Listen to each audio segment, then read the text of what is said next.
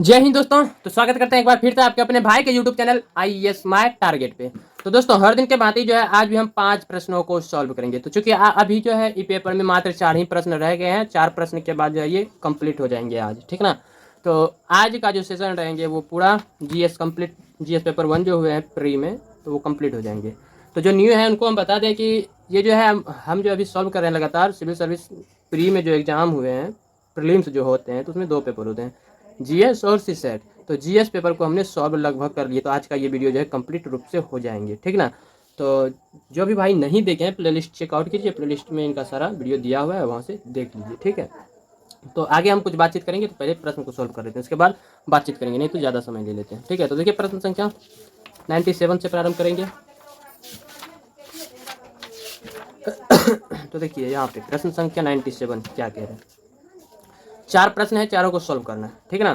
तो शुरू किया जाए, एक बार थम्स अप कर दीजिएगा आप लोग प्लीज। तो चलिए, तो देखिए प्रश्न कह रहे हैं कि BRICS, स्क्रीन पे भी लगा दिए हैं, आप लोग भी पढ़िए। तो हर दिन के भांति आज भी बता देते हैं कि आप भी अपने मन से पढ़िए, ठीक ना। क्योंकि जब पढ़ने में हड़बड़ में पढ़ते हैं तो कहीं ना कहीं गलती तो हो ही जाते होंगे, तो उसके लिए क्षमा प्रार्थी हैं। तो प्रयास रहेगा कि गलती ना हो। तो यदि कहीं बाय द वे हो गए तो आप लोग उनको इग्नोर करके आगे चलिएगा। बाकी तो प्रश्न तो लगा ही देते हैं स्क्रीन पे, तो आप लोग भी अपने तरीका से पढ़ लीजिएगा, ठीक है। तो चलिए प्रश्न को पढ़ते हैं। तो BRICS के संबंध में जो है निम्नलिखित कथनों पर विचार करना है। 1, 2, 3 कथन दिया हुआ है, उपयुक्त कथनों में से कौन सा सही है ये चीज को जानना है। तो देखिए पहले BRICS यानी कि ये जो बातें कह रहे हैं, ये कह रहे हैं कि मतलब बी हो गया आपका ब्राज़ील, और आर हो गया रूस, उसके बाद आई इंडिया यानी कि भारत, और सी चाइना चीन हो गए, उसके बाद एस साउथ अफ्रीका, दक्षिण अफ्रीका हो गया, ठीक है। तो इनका फुल नाम यही है, ब्राज़ील, रूस, भारत, चीन और दक्षिण अफ्रीका। तो इनका पूरा नाम यही है। तो इनके संबंध में निम्नलिखित कथनों पर विचार करना है, ठीक ना। तो देखिए पहला कथन क्या कह रहे हैं, कथन कह रहे हैं 16वां, यानी कि ये जो नाम बताए सब में BRICS का 16वां शिखर सम्मेलन रूस की अध्यक्षता में कजान में संपन्न हुआ था। क्या ये बातें सत्य है? ये बातें बिल्कुल सत्य है। देखिए अक्टूबर 2024 में जो है रूस के कजान में आयोजित किया गया था यह चीज, और ये जो था 16वां BRICS थे, इसलिए ये 16वां बिल्कुल सही बात कह रहे हैं, ठीक है। वहीं दूसरा बात करें तो दूसरा प्रश्न कह रहे हैं कि इंडोनेशिया BRICS का पूर्ण सदस्य बन गया है। ये बातें गलत है। देखिए इंडोनेशिया जो है BRICS का पूर्ण सदस्य नहीं बना है। BRICS के वर्तमान सदस्य ब्राजील हैं, रूस हैं, भारत हैं, चीन है, दक्षिण अफ्रीका है, और मिस्र भी है, और इथोपिया और ईरान, सऊदी अरब और संयुक्त अरब अमीरात है, ठीक ना। तो इंडोनेशिया ने सदस्यता के लिए रुचि दिखाई है, लेकिन यह अभी सदस्य नहीं है, ठीक ना, इसलिए यह गलत हुआ। वही तीसरा कथन देखिए क्या कह रहे हैं।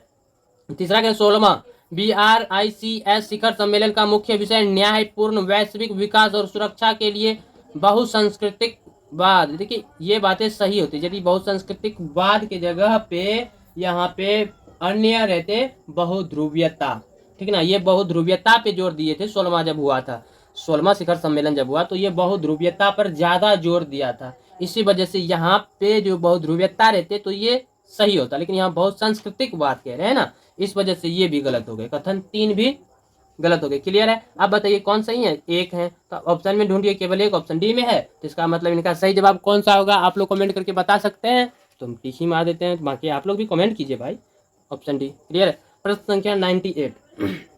प्रश्न संख्या 98 देखिए क्या कह रहे हैं। लोकपाल के विषय में निम्नलिखित कथनों पर विचार करना है। 1, 2, 3, 4 कथन दिया हुआ है इसमें, उसके बाद कौन सा सही है ये चीज को सिलेक्ट करना है। पहले कथन को देखते हैं। पहला कथन कह रहे हैं लोकपाल की शक्ति भारत के लोक सेवकों पर प्रयुक्त होती है, किंतु जो है भारत से बाहर पदस्थापित भारतीय लोक सेवकों पर प्रयुक्त नहीं होती है। ये बात बिल्कुल सही बात है। भारत से बाहर वो चीज नहीं मिलते हैं, तो कुछ हद तक मिलते हैं, ठीक है ना। तो कथन 1 बिल्कुल सही कह रहे हैं। वही कथन 2 कह रहे हैं संसद का कोई सदस्य या किसी राज्य या संघ राज्य क्षेत्र के विधानमंडल को विधानमंडल का कोई सदस्य इसका अध्यक्ष या सदस्य नहीं होगा और केवल भारत का मुख्य न्यायमूर्ति, चाहे वो पदधारी हो या सेवानिवृत्त अध्यक्ष। तो देखिए यहाँ तक जो इन्होंने बात कहे ये बातें बिल्कुल सही है, लेकिन दूसरा जो बातें इन्होंने कहा कि भारत का मुख्य न्यायमूर्ति चाहे वो पदधारी हो या सेवानिवृत्त इसका अध्ययन होगा, तो इसको लेकर के ये गलत हो जाते हैं, ठीक ना। तो ये जो है विशेष रूप से भारत के मुख्य न्यायाधीश तक ही सीमित नहीं है, इसलिए ये कथन मेरे ख्याल से पूरा गलत लग रहे हैं, ठीक ना। तो ये गलत है। वही कथन तीसरा बात करें तो तीसरा क्या है, इसका अध्यक्ष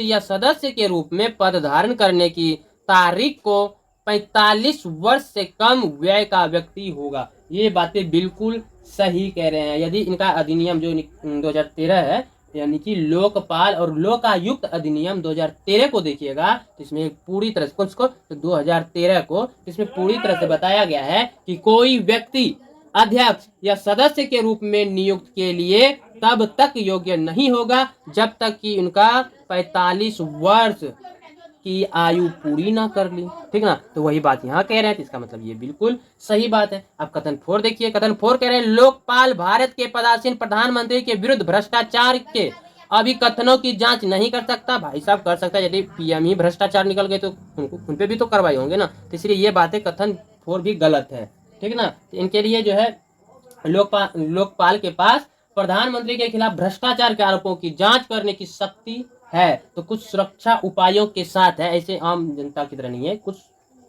आगे जानते ही हैं। तो चलिए 1 2 को गलत हो गया और 2 को सही है। तो अब बताइए उपरोक्त कथनों में से कौन सा सही है, तो कौन सा सही है। तो देखिए 1 और 3 है, तो 1 और 3 कहाँ है, 1 और 3 नहीं है, तो गाइस 3 सही है ना। तो अब कथन 3 मिल रहे हैं तो हम केवल 3 कह सकते हैं, ठीक ना, क्योंकि ऑप्शन में नहीं दिया हुआ है, पता नहीं क्यों नहीं दिए हुए हैं। तो ऑप्शन इनको सही करते हैं, 1 सही है तो 1 कहीं नहीं है, 1 और 3 दोनों सही है, तो 1 वाला व्यक्तिगत 1 वाला भी नहीं है और 1 3 वाला भी नहीं है, इसलिए केवल 3 को मार सकते हैं, ठीक ना। ये डाउट में पड़ गए भाई साहब, कमेंट करिए इसका भाई साहब आप लोग, इनका आंसर कौन सा होगा। एक प्रश्न आप लोगों के लिए छोड़ दिए, प्रश्न संख्या 98, ठीक ना। तो चलिए अब आगे बढ़ते हैं। प्रश्न संख्या 99 देखिए क्या कह रहे हैं। प्रश्न संख्या 99 कह रहे हैं कि प्रथम खो-खो विश्व कप के संदर्भ में निम्नलिखित कथनों पर विचार कीजिए। तो पहला कथन कह रहे हैं इस विश्व कप का आयोजन दिल्ली भारत में हुआ। तो देखिए पहले खो खो के बारे में जान लेते हैं, तो जैसे हड़बड़ में पढ़िएगा तो गड़बड़ा जाएंगे। तो यहाँ देखिए हम इनको बहुत सारे हैं जो गलत कर देंगे, ये असल में सही है। कैसे सही है, तो देखिए प्रथम विश्व कप का आयोजन कह रहे हैं, प्रथम विश्व का कहाँ पे हुए, दिल्ली में हुए हैं, ठीक ना। तो खो खो का जो है जन्म स्थान, यानी कि कह सकते हैं कि मतलब प्रारंभ, तो ये जो है पुणे को माना जाता है। तो पुणे के एक डेक्कन जिम खाना है, वहीं से 1914 में इस खेल के नियमों को लिपिबद्ध किया और 1918 में पहली बार खो खो प्रतियोगिता आयोजन किया। इसके बाद दूसरा बार 1919 में बड़ौदा के जिम खाने में अखिल भारतीय स्तर पर प्रतियोगिता हुई, ठीक ना। तो पहला खो खो विश्व कप की बात यहाँ पे भी कर रहे हैं। तो पहला खो खो विश्व कप कब हुआ, तो 13 से 19 जनवरी को हुआ, 13 से 19 जनवरी 2025 में ही हुए, ठीक ना, हाल ही में। तो 2025 में नई दिल्ली भारत में आयोजित किया गया था, इसी वजह से कथन 1 इनका सही है। वही कथन 2 की बात करें तो कथन 2 करें भारतीय पुरुष फाइनल में नेपाल को 78 से 40 के स्कोर से हराकर पुरुष वर्ग में विश्व विजेता बने। विश्व विजेता यहाँ स्कोर को लेकर के जो है ना थोड़ा गलत है, स्कोर इतना नहीं थे, स्कोर 54 थे पुरुष का, 54 से 36 थे, ठीक ना। तो इसलिए ये गलत हो गया। वही कथन तीसरा देखिए भारतीय महिलाएं फाइनल में नेपाल को, यहाँ 54, यहाँ ये भी गलत है, काहे कि महिला का है ना 78 से 40 जो है महिला का, यहाँ रन को मतलब स्कोर को जो है उल्टा पुल्टा कर दिए। तो चलिए यही भी गलती हो गया इस दृष्टि से, यही बात इन नीचे में रहते और ये स्कोर सिर्फ बदल जाते तब तो तीनों सही हो जाते, लेकिन यहाँ 1 ही सही होंगे। तो ऑप्शन ए इनका सही जवाब हो जाएंगे, केवल 1, केवल और केवल 1 सही होंगे। अब चलिए प्रश्न संख्या 100 यानी कि 100 अंतिम प्रश्न को सॉल्व करते हैं। तो देखिए अंतिम प्रश्न क्या कह रहे हैं, प्रश्न कह रहे हैं निम्नलिखित कथनों पर विचार करना है। कथन 2 को दिया हुआ है 1 और 2। पहला कथन देखते हैं। तो देखिए कथन जो 24 से रिलेटेड है ना, तो वर्तमान में 25 आ गए। तो 2024 में आयोजित, ये 2024 में आयोजित 45वें चेस ओलंपियाड के फाइनल में गुकेश और दोम्मा राजू रूस के यान नेपोमनियाची को हराकर विश्व के सबसे कम आयु के विजेता बने। तो देखिए इसमें हमको डाउट है, डाउट ये है कि ये जो है अभी पेपर लगभग 25 में हुए, यदि हम 24 को लेकर के बात करें तो इस तरह से ये कथन गलत हो रहे हैं। तो लेकिन 25 में पेपर पूछे तो यहाँ पे यही कन्फ्यूजन में है। तो 25 में जो है तो ये तो जीत चुके हैं मुकाबला, क्योंकि 24 के अनुकूल बात करते हैं। तो देखिए 24 के अनुकूल यदि हम बात करें तो आयोजन वर्ष जो है कौन सा कह रहे हैं, 45वां। तो 45वां शतरंज ओलंपियाड 2024 में कहाँ पे, तो हंगरी के बुडापेस्ट में आयोजित होने वाला है, होने वाला हो चुका है हालांकि। तो 24 के अनुकूल बात कर रहे हैं तो होने वाला है। तो अब यहाँ दोनों में क्या बात कर दी है इन्होंने, विरोध की बात की, यानी कि विजेता का विरोधी। तो इसमें बात ये कर दी है कि इस ओलंपियाड का परिणाम अभी तक निर्धारित नहीं हुआ है क्योंकि यह 2024 में होना है। तो इसलिए यह कहना कि गुकेश डोमाराजू ने यान नेपोमनियाची को हराया और विश्व के सबसे कम आयु के विजेता बने तो असमय और गलत है। तो इसीलिए गुकेश डोमाराजू निश्चित रूप से एक उभरते हुए स्टार है, लेकिन इस विशेष आयोजन के लिए उनके बारे में यह दावा करना वर्तमान में पूरी तरह से गलत है, ठीक है ना। इसी दृष्टि को लेकर के ये गलत हो सकते हैं। वही यदि हम 2025 का जब इनका रिजल्ट हो चुके हैं, सारा चीज़ फाइनल रिजल्ट आ चुके हैं, तो उनसे हम यदि आकलन करते हैं तो उस दृष्टि से ये सही हो रहे हैं। तो इसमें थोड़ा कन्फ्यूजन में पड़ जाते हैं, फिर भी हम इनको गलत करेंगे। 24 के अनुकूल हम लेके चल रहे हैं। तो वही कथन दूसरा कह रहे हैं, यानी कि करंट अफेयर्स कह सकते हैं, करंट से रिलेटेड सवाल है। अमेरिकी शतरंज खिलाड़ी अभिमन्यु मिश्रा के पास विश्व का अभी तक का सबसे कम आयु का ग्रैंड मास्टर बनने का रिकॉर्ड है। बिल्कुल ये बातें सही कह रहे हैं 24 के अनुकूल में, ठीक ना, 24 के अनुकूल में। तो इसका मतलब केवल दो ऑप्शन बी में है, तो ऑप्शन बी इनका सही जवाब हो जाएंगे। तब बी का थोड़ा चर्चा करें। देखिए अभिमन्यु मिश्रा जो है ये अमेरिका का एक शतरंज खिलाड़ी है। इन्होंने सबसे कम उम्र में, कितना कम उम्र में, तो ये 12 साल 4 महीने 25 दिन के इतना उम्र में ग्रैंड मास्टर का खिताब हासिल कर लिया, ठीक ना। वहीं किसका रिकॉर्ड तोड़ा था, ये तो संगई कारजाकिन का, जो कि इनका रिकॉर्ड था कि 12 साल 7 महीने में इन्होंने ग्रैंड मास्टर का खिताब जीता था। लेकिन वहीं पे इन्होंने अभिमन्यु मिश्रा ने क्या 12 साल 4 महीने और 25 दिन में ही जीत लिए, ठीक है। इसलिए ये रिकॉर्ड तोड़ दिए थे उनका। तो कब रिकॉर्ड तोड़े थे, 30 जून 2021 को रिकॉर्ड तोड़े थे। इसलिए ये बातें बिल्कुल सही है, ऑप्शन बी इनका सही होंगे। लेकिन थोड़ा बहुत डाउट है कथन ए को लेकर के, तो आप लोग क्लियर कर लीजिएगा, ठीक है। तो इस तरह से हम प्रश्न संख्या आज जो है आज का अंतिम सेशन था और अंतिम दिन हम आपके लिए 2 प्रश्न पे डाउट जाहिर किए और 98 और 100 तो दोनों प्रश्न आप स्वयं सॉल्व करके मैसेज के माध्यम से जरूर भेजिएगा यदि आप स्टडी करते होंगे तो। यदि नहीं करते होंगे तब तो कोई बात नहीं, आप वीडियो देखिए, हो गया स्किप कर दीजिएगा, ओके। फिर मिलते हैं कल। तो देखिए कल का जो टॉपिक रहेंगे, आप लोग तो ज़्यादातर रोबोटिंग किए हैं सीसेट में, 2025 का सीसेट सॉल्व करने के लिए अच्छी बात है, हम वही प्रश्न लाएंगे सीसेट को ही, ठीक है।